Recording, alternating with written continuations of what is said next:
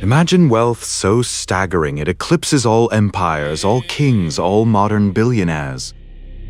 A fortune so colossal that a single gesture from its owner could bring down the economies of entire nations. The 14th century world held its breath.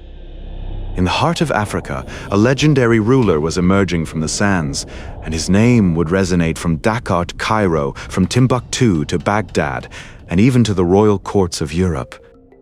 His name was Mansa Musa.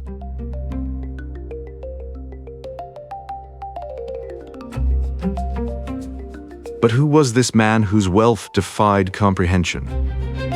Was he merely the visionary of one of history's most brilliant empires? Or perhaps a king who, through his pilgrimage and extravagant spending, precipitated the decline of his empire?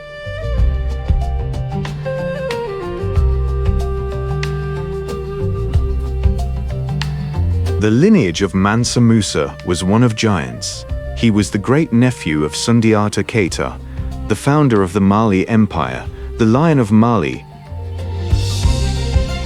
Sundiata united the kingdoms and forged an empire through military might and political genius. Mansa Musa, born around 1280, inherited this empire at its height. Yet his ascent to the throne is shrouded in mystery that has fueled legends for centuries. It is said that his predecessor, Mansa Keita II, was a ruler obsessed with the limits of the Atlantic Ocean. He mounted a colossal expedition with thousands of ships, set sail, and never returned.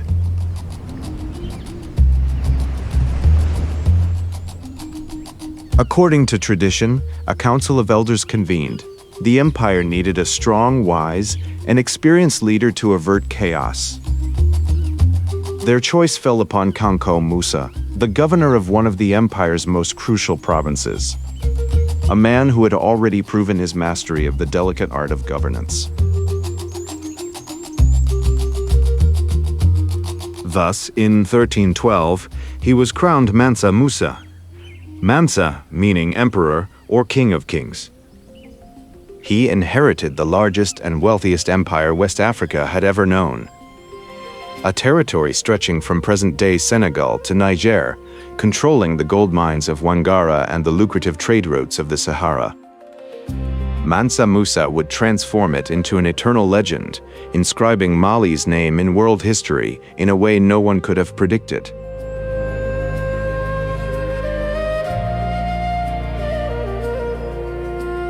This is not merely a story of gold. It is the story of a man, a purpose, a faith, and an empire that shone brighter than the precious metal that made it famous.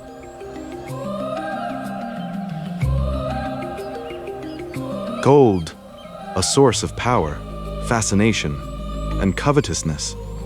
In the 14th century, Mali controlled the mines of Bambouk, Boré, and Galam, among the most productive in the world at the time, and also the copper mine of Takada, present-day Azalik. All the gold in the empire belonged to the Mansa. The gold circulated in powder form, then worked by skilled artisans who crafted it into jewelry, ornaments, and ceremonial objects.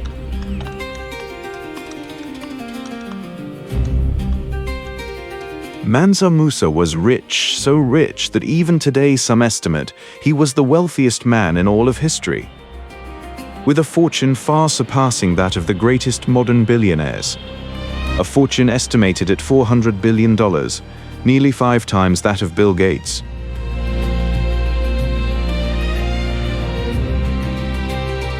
But Mansa Musa was not only rich, he was a warrior king and a formidable diplomat. His reign was far from peaceful. Neighboring kingdoms coveted his mines, rebels challenged his authority, and bandits stalked his caravans. He responded with a blend of bloodshed and diplomacy. He negotiated alliances, secured the loyalty of tribes, and controlled trade routes by force. He was brilliantly supported by his exceptional general, Saga Mandia, whose firm hand and strategic mind consolidated the authority of the Mansa. Under his leadership, Mali's influence spread solidly along the Niger River Valley, beyond Gao, and throughout the Sahel. He subdued the nomadic Sahara tribes, infamous for their resistance and raiding. This pacification paved the way for the great pilgrimage of his sovereign to Mecca. A journey all the more perilous given the lingering memory of the assassination of Emperor Sakura, slain by those very Saharan tribes.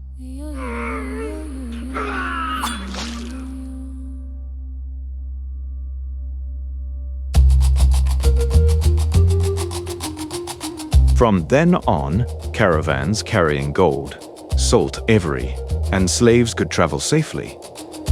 Thus, in the year 1324, driven by profound faith, Mansa Musa embarked on the Hajj, the sacred pilgrimage to Mecca. The procession was so long, so immense, that a powerful image remains etched in memory. The head of the caravan had already arrived in Timbuktu, while Mansa Musa had not yet left his palace in Niani. That's about 1,000 kilometers away. 60,000 porters, it is said. The entire imperial court in motion, soldiers, diplomats, and 12,000 personal slaves. 500 servants dressed in Persian silk adorned with gold, carrying solid gold scepters weighing 2.5 kilograms each. 100 camels, each one was laden with sacks brimming with gold dust. Some Arab chroniclers of the time would suggest the astonishing figure of 35 kilograms per camel. Throughout this epic journey, the emperor maintained the splendor and devotion of his traveling court. Each stop was a demonstration of power and piety. It is said that every Friday, wherever he was in the desert, Mansa Musa had a complete mosque built by his servants, solely for the purpose of performing Friday prayers. The following day, the caravan departed, leaving behind this ephemeral place of worship. His passage transformed the landscapes of the Sahara. A river of men, beasts, and gold flowed across the desert.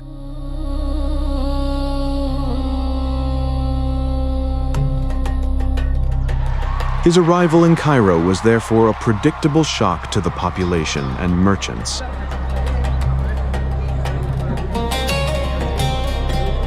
It wasn't just a pilgrim entering the city. It was an entire empire parading by.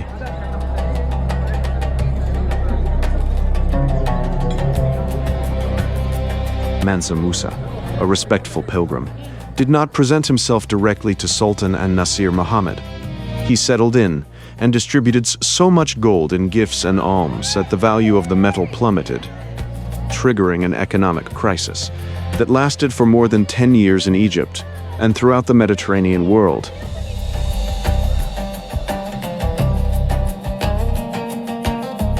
The Sultan, intrigued and perhaps a little miffed by this king who wasn't rushing to pay him homage, dispatched an emissary to formally invite him to the palace. Mansa Musa's response was polite but firm. He declined the invitation. He was there, he explained, only for the love of God, to complete his pilgrimage to Mecca, and not to engage in political affairs. But the reason was quite different, and far more profound. Mamluk court protocol required all visitors, however powerful, to prostrate themselves before the Sultan, kissing the ground at his feet. For Mansa Musa, a sovereign emperor and a man of absolute faith, this was inconceivable. He would bow only before Allah, and Allah alone. To submit would have been a betrayal of both his dignity and his faith. The refusal caused an uproar. The situation became extremely tense, on the verge of a diplomatic incident.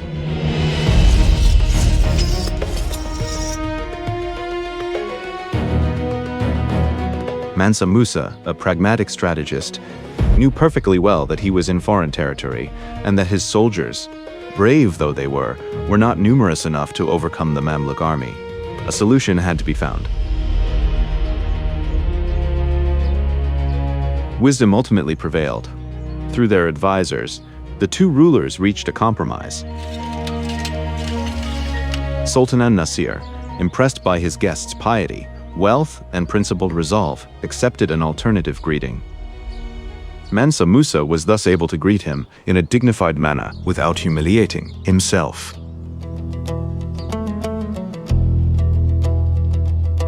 This gesture of mutual respect broke the ice and marked the beginning of an exceptional relationship.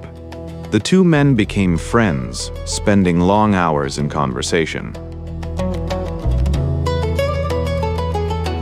Mansa Musa impressed the Egyptian audience with his perfect command of classical Arabic and the breadth of his knowledge, even though he often used an interpreter as a diplomatic strategy to carefully consider each word. From this mutual respect arose fruitful trade and diplomatic agreements that strengthened the ties between the Mali Empire and the Mamluk Sultanate. A crisis had been averted and transformed into a brilliant alliance.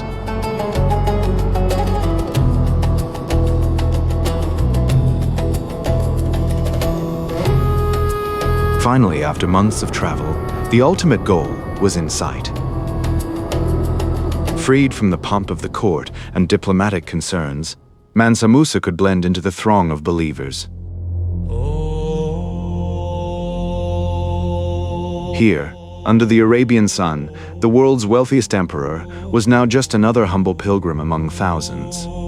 Clad in the simple white garment of the ihram, he performed the sacred rites of the Hajj with all their solemnity. In the heart of Mecca, Mansa Musa sought and found the same thing as every other pilgrim: humility before God and the purification of his soul.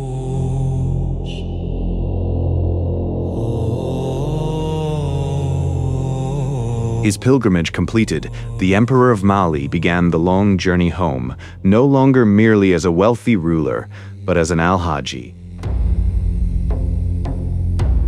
His mind was transformed, filled with visions of architectural and intellectual marvels seen in Cairo and the holy cities.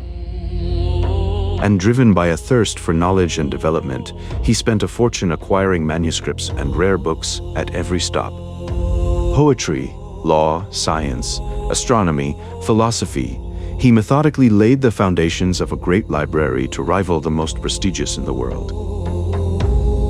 Above all, he made it a point of honor to convince an intellectual and artistic elite to accompany him.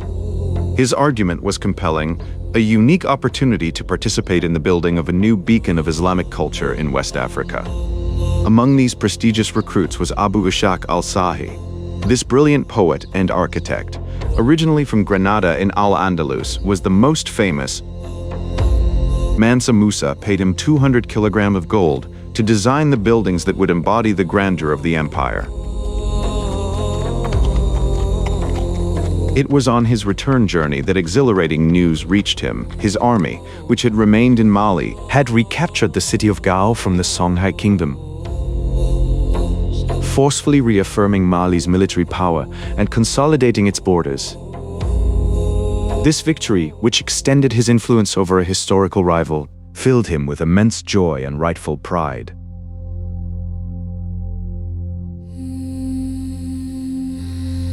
But the colossal expenses of the journey, alms, the purchase of manuscripts, the recruitment of scholars, the upkeep of his court, had depleted his legendary treasury.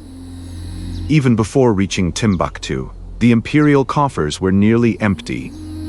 Forced to do so, the richest man in the world had to do the unthinkable: borrow a large sum of money. A merchant in Cairo granted him a loan at an exorbitant interest rate. It was a shock. The emperor, who had caused the collapse of the Egyptian economy, through his excessive wealth, now found himself indebted and at the mercy of a creditor. This episode, fortunately, proved to be merely a temporary setback. Upon his return to Niani, his capital, Mansa Musa fully repaid his debt, including the principal and astronomical interest, thus restoring his honor and Mali's reputation.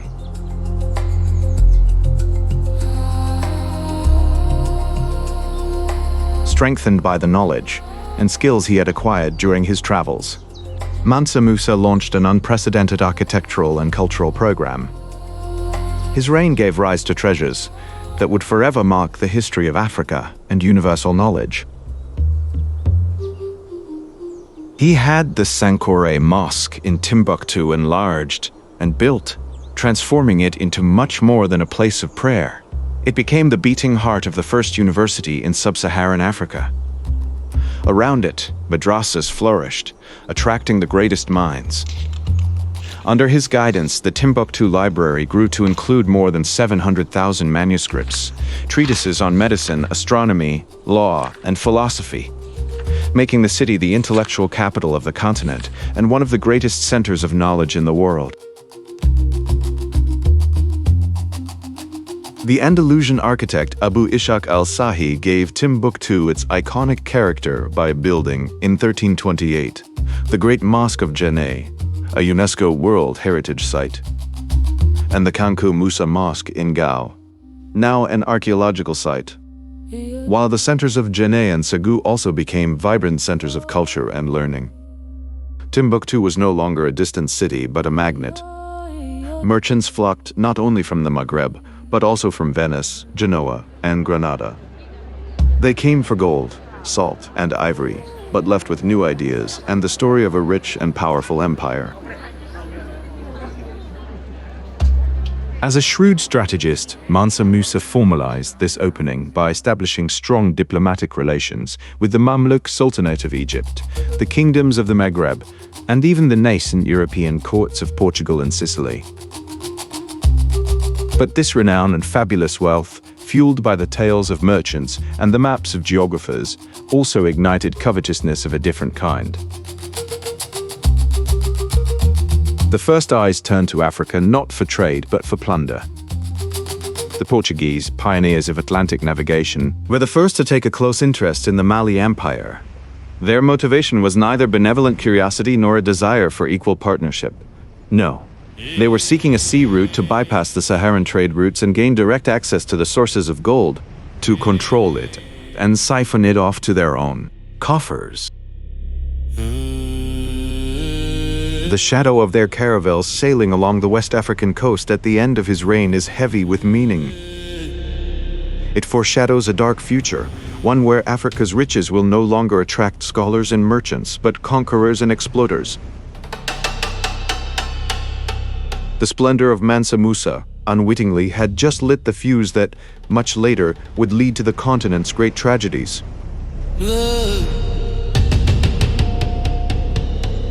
Every rise, however meteoric, comes to an end. Around 1337, Mansa Musa, the Golden Emperor, died. He left behind an empire at its territorial and cultural zenith. The visionary's death plunged the empire into a period of instability. His successors, whether his son Magan or others, possessed neither his stature, nor his wisdom, nor his iron fist. Chronic mismanagement, succession disputes, and internal wars gradually eroded cohesion and the imperial treasury. The world, however, waited for no one. New trading centers emerged elsewhere in Africa, siphoning off some of the wealth that had previously passed through Mali, and above all, a former vassal was biding its time, the Songhai Kingdom. Taking advantage of this growing weakness, he revolted and, in the 15th century, finally gained the upper hand. He conquered a large part of Malian territory, including the legendary cities of Timbuktu and Gao. Mali was now but a shadow of its former self. The final blow came from elsewhere. In the 17th century, Moroccan armies armed with modern firearms launched a devastating invasion southward, destroying the last structures of the Mali Empire, plundering its riches, and scattering its legacy. Thus faded the grandeur of the empire founded by Sundiata Keita and brought to its zenith by Mansa Musa. Yet it would not fall into oblivion. His name endures as the king who made Africa shine at the summit of the world. As early as 1339, he appeared on a map by Angelino Dulcert. A few decades later, around 1375, the Majorcan cartographer Abraham Cresque immortalized him in the Catalan Atlas, presented to King Charles V of France in 1381. This map, one of the most precious of its time, was not merely a navigational tool, it was an intelligence report for European powers. And at its center stood Mansa Musa, the man whose gold came from mysterious lands. The map literally provided the coordinates of covetous desire. Mansa Musa's legacy has two faces. His reign raises a fundamental question still debated today. On one side, the visionary. He placed Mali on the world map, literally and figuratively. He transformed his empire into an intellectual and commercial beacon, attracting the greatest minds of his time. The University of Sankoré and its hundreds of thousands of manuscripts remain an invaluable scientific and cultural inheritance. His diplomacy forged lasting alliances. He made Mali a civilization, not merely a rich empire. On the other, the spender. His lavish pilgrimage dazzled the world, but emptied the imperial coffers. Did this quest for prestige serve the Malian people, or only his own renown and spiritual salvation? By centralizing resources in grand projects, did he neglect long-term economic and military resilience, accelerating financial dependence and vulnerability? Did he unknowingly lay the foundations of decline by creating an excessively costly court and an unsustainable model for his successors? The debate remains open. The answer depends on what one chooses to see, the immediate splendor of his reign, or the cracks that would later cause the edifice to collapse. Wealth fades, but memory endures.